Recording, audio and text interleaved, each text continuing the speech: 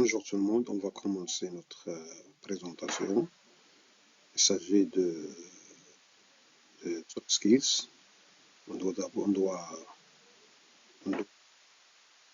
traiter d'abord les soft skills, les définition de soft skills, puis puisqu'il s'agit de première séance, on va traiter aussi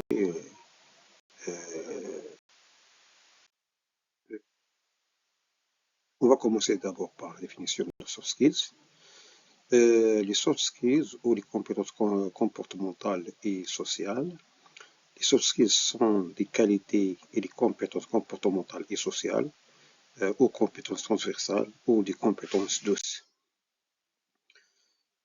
Donc, pour le modèle du soft skills ou les compétences comportementales et sociales, ce modèle de compétences comportementales et sociales qui vous est proposé ci-après, fait partie des modèles transverses qui servent à compléter les compétences techniques, valoriser le profil des stagiaires et par la suite renforcer leur employabilité et leur insertion professionnelle. Il s'agit à travers ce modèle de développer chez les stagiaires des compétences particulières appelées compétences comportementales et sociales.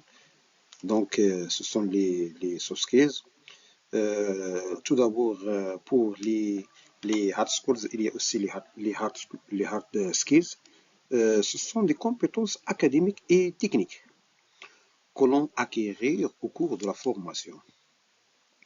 Alors que les soft skills ou les compétences douces, appelées communément les compétences comportementales et sociales, font appel davantage à l'intelligence relationnelle et au quotient émotionnel. Donc, il peut s'agir de l'aptitude à résoudre des problèmes, le respect de la hiérarchie, l'esprit d'équipe, la gestion de stress et la gestion de temps, et comment augmenter l'efficacité du travail et insérer dans une équipe. Ces compétences correspondent à des aptitudes que chacun de nous possède de façon plus ou moins consciente, comme la créativité, la gestion de stress, la confiance en soi, l'esprit d'équipe, l'esprit d'entreprise et la responsabilité encore de l'empathie. S'entraîner à les identifier. S'entraîner à les identifier, les développer et à les mobiliser ouvre de nouvelles perspectives dans un monde de travail. Ce module compte une masse horaire de 60 heures de formation. Le module Soft Skills est divisé en 6 séquences de formation qui se présentent comme suit.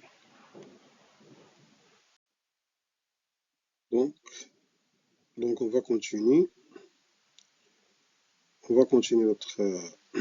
Notre présentation. Voilà les 6 séquences de notre module. La première séquence, c'est connaissance et affirmation de soi. Connaissance et affirmation de soi. Et deuxième séquence, c'est la communication interpersonnelle. Troisième séquence, c'est l'attitude et valeur au travail. Quatrième séquence, c'est l'efficacité professionnelle et gestion de temps. Cinquième séquence, adaptabilité et aisance relationnelle dans le milieu du travail. Sixième séquence, c'est préparation à l'insertion au milieu professionnel. Donc voilà les règles à respecter pour bon déroulement de séance de ce module. Première règle, c'est l'engagement. Donc les stagiaires doivent s'engager activement dans toutes les activités et discussions. Deuxième règle, c'est le respect. Se respecter soi-même et respecter les autres. et être attentive au feedback des autres. Voilà. Pour la troisième règle, c'est communication positive.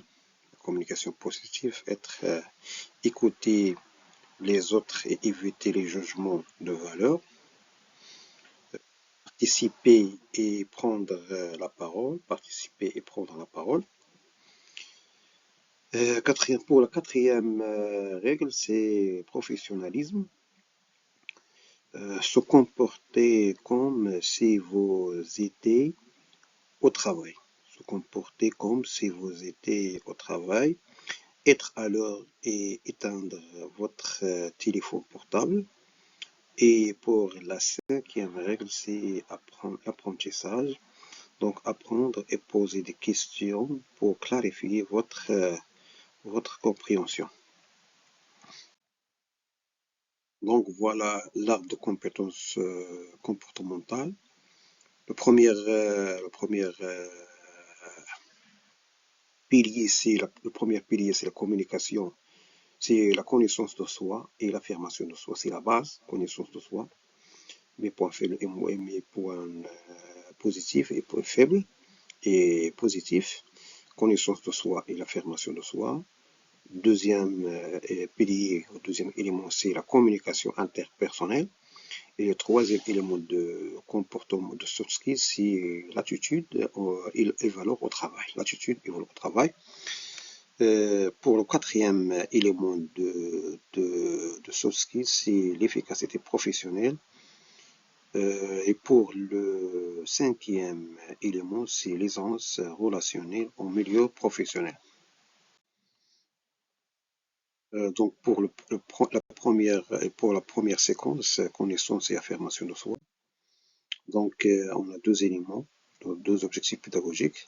Premier objectif, c'est se connaître et identifier son potentiel et ses capacités personnelles. Se connaître et identifier son potentiel et ses capacités personnelles.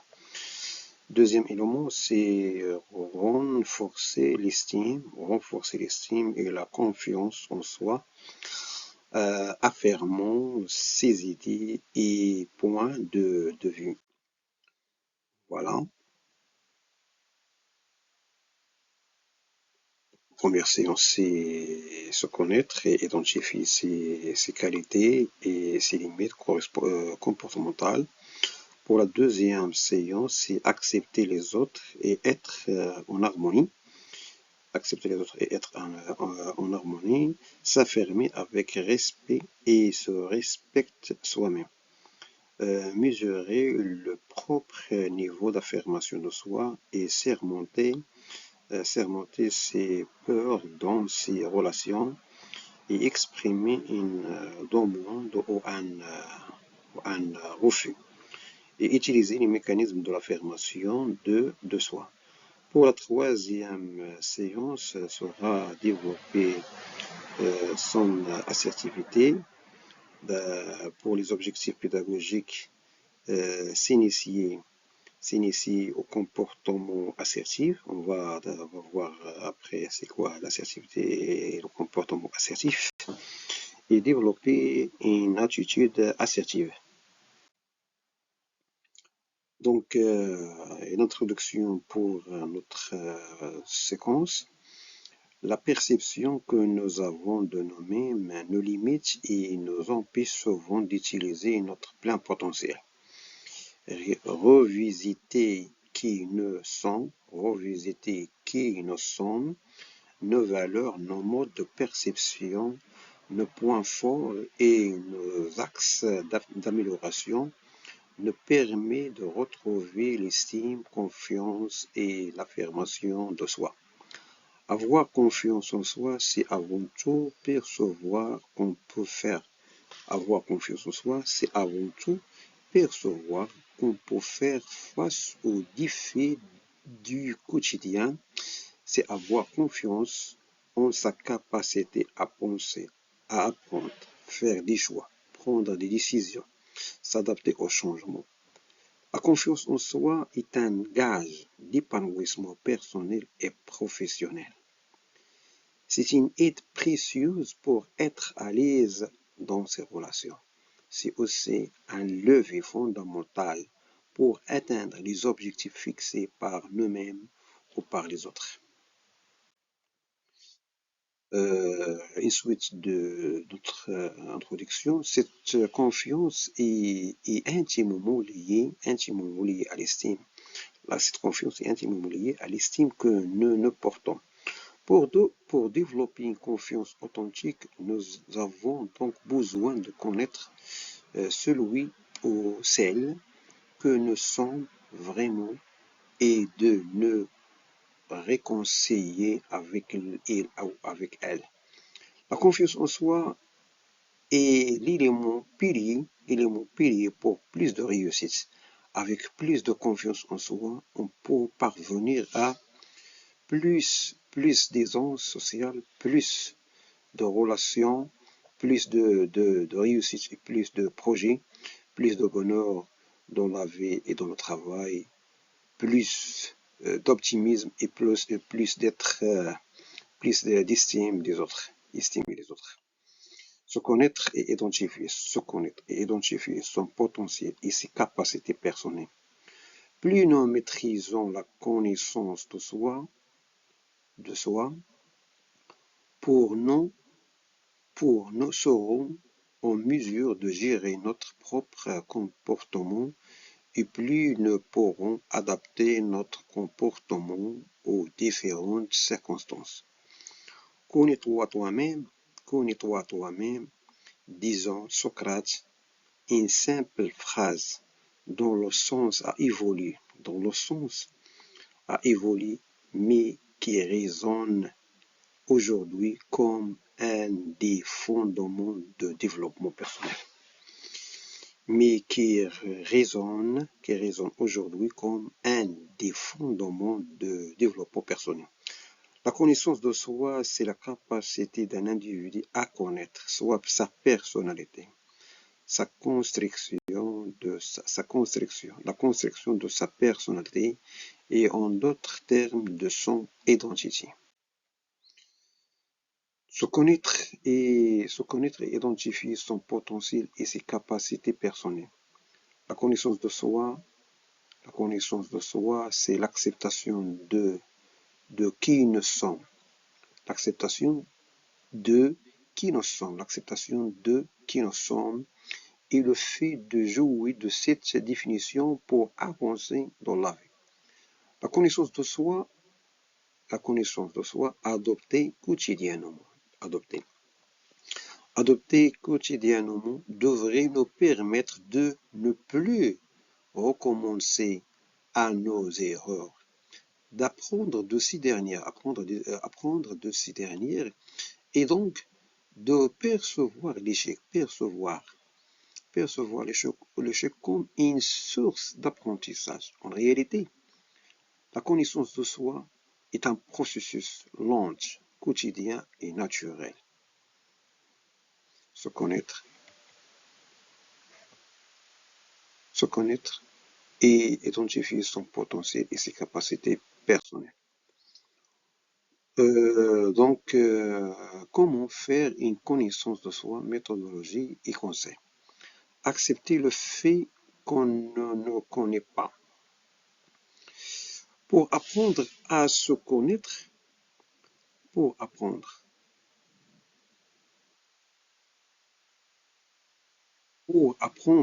connaître, la première étape est l'une des plus difficiles dans la connaissance de soi. Il s'agit de laisser tomber tous les préjugés que l'on a sur nous-mêmes. Savoir dire « je ne me connais pas ». C'est pas facile. Tout le monde pense bien se connaître, mais apprendre à se découvrir, c'est savoir se débarrasser des étiquettes qui nous étouffent et qui ne coulent plus avec notre vraie identité. L'introspection nécessite de faire peu neuf. Il faut donc mettre son ego et sa fierté de côté en admettant que nous avons pu avoir tort depuis le début sur qui nous pensions être. Deuxième méthode, c'est adopter une position d'observateur et d'habilité sur soi-même. Développer la connaissance de soi, c'est aussi s'observer, ce qui nécessite de prendre de recul. Il s'agit de s'observer de façon neutre comme on observerait un inconnu. L'idée est de se découvrir de façon objective sans omettre les détails de la personnalité que l'on aimerait cacher. Tenir un journal personnel, tenir un journal personnel pour aider à cette prise de recul. En prenant un moment chaque jour, en prenant un moment chaque jour pour noter ce que l'on vit, ses intentions, c'est important, ses réussites, ses difficultés, ses émotions, ressentis, pensées. On apprend à vivre un peu plus en conscience et surtout, on apprend à mieux se connaître.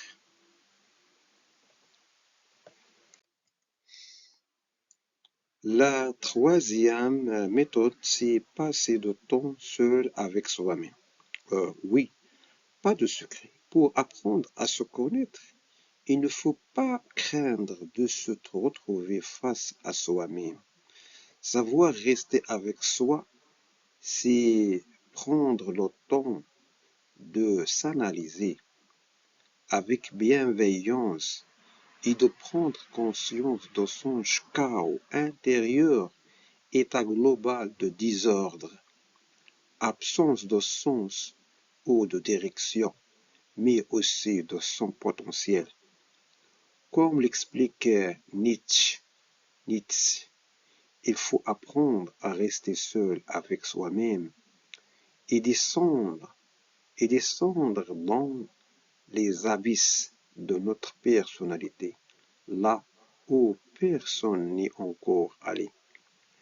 La clé est donc de s'analyser, de s'y étudier, chose impossible à faire si on est constamment entouré de distractions ou sous l'influence des uns et des autres. En ignorant ce qui se passe dans notre inconscient, en ignorant ce qui se passe dans notre inconscient, on est condamné à vivre dans l'illusion de ce qu'on pense être. Se retrouver avec soi, c'est mettre de côté la peur de se découvrir et de se retrouver face à soi-même. Voilà, passer de temps seul avec soi-même. Pour la quatrième méthode au conseil, c'est prendre conscience de son chaos intérieur. Notre chaos intérieur désigne toutes nos pensées négatives, nos pensées limitantes, nos lacunes, nos souffrances, nos blessures. Prendre conscience de ce chaos et se découvrir entièrement fait partie du cheminement vers la connaissance de soi. Et c'est souvent en ayant le courage d'appréhender ce chaos intérieur que l'on trouve ce qui nous renforce, et nous permet d'avancer. La la cinquième méthode ou le cinquième conseil, c'est passer à l'action. C'est primordial de prendre du temps pour soi, pour s'observer et apprendre à se connaître. Il est tout autant de passer ensuite à l'action. Il est tout autant de passer ensuite à l'action. Se challenger, sortir, se challenger, sortir régulièrement de notre zone de confort nous permet de savoir ce qui doit être travaillé, amélioré chez nous selon nos propres normes. Et c'est point de comparaison par rapport aux autres. Ici, point de comparaison par rapport aux autres. La seule comparaison, pas de comparaison par rapport aux autres. La seule comparaison possible se fait par rapport à nous, à celui ou au style que nous étions hier.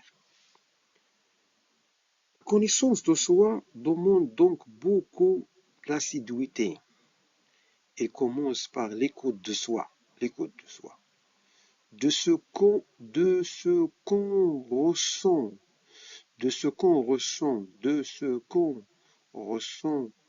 et demande de porter attention à sa vibration intérieure, passer par un recentrage